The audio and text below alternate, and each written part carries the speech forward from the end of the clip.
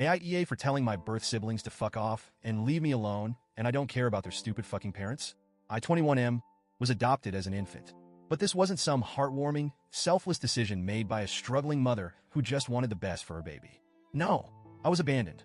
I was found in an alleyway, wrapped in nothing, left in a low-visibility area where I could have easily been overlooked.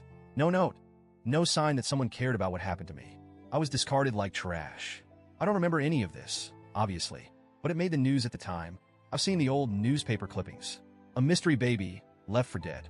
If someone hadn't found me when they did, I wouldn't be here today. The people who saved me weren't my birth parents. They were total strangers. My adoptive parents? They're the people who raised me, loved me, wanted me. They were honest with me from a young age about my adoption, but they never made me feel othered. I was part of their family, no questions asked. I grew up with siblings, all biological to my adoptive parents, but they never treated me like anything less than their brother. I had a childhood filled with love and laughter, and that was enough for me. I never felt the urge to go looking for my birth family. I never had some big identity crisis. The people who abandoned me had made their decision. And honestly, I didn't care why. That was my stance for most of my life. But then a few months ago, something changed. I got engaged, my fiancé, and I started talking about our future, about kids. And for the first time, I had to confront the one real problem with not knowing anything about my birth family, medical history. What if I had some genetic disorder I didn't know about?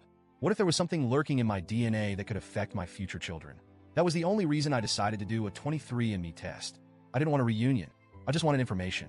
But like an absolute idiot, I didn't realize I had accidentally left the option open for biological relatives to find me. And that's how I learned I wasn't an only child. I got a message from two people, birth siblings. They were older than me. And apparently, I wasn't just some one-off mistake.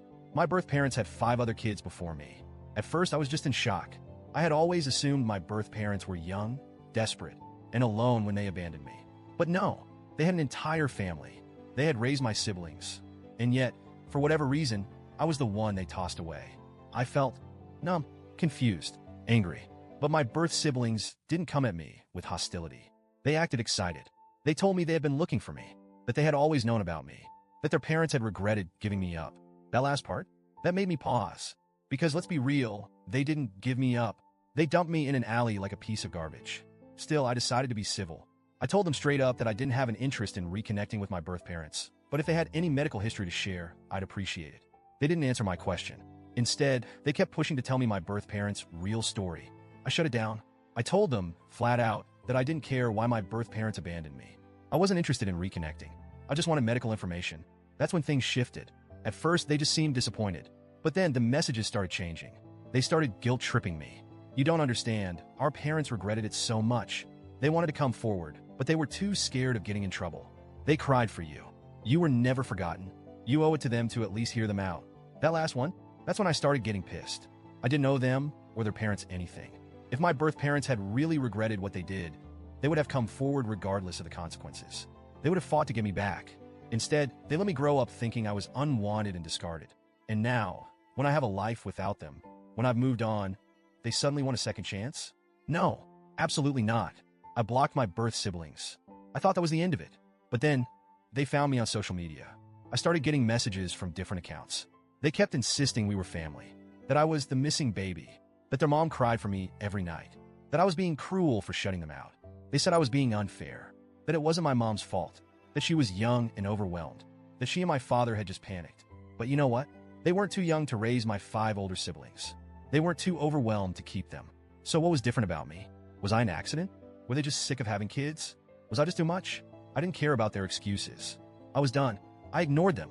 I blocked them again. But they kept making new accounts. This went on for almost 3 months.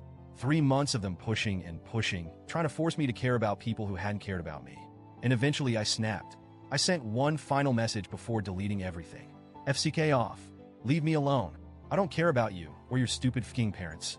And that was apparently too far. They lost their minds. They told me I was cruel, that their parents didn't deserve that kind of hate, that I was being heartless. They kept coming at me, but I didn't even read the rest. I deleted my account entirely. And now, I don't know. I don't regret cutting them off. I don't regret refusing to engage.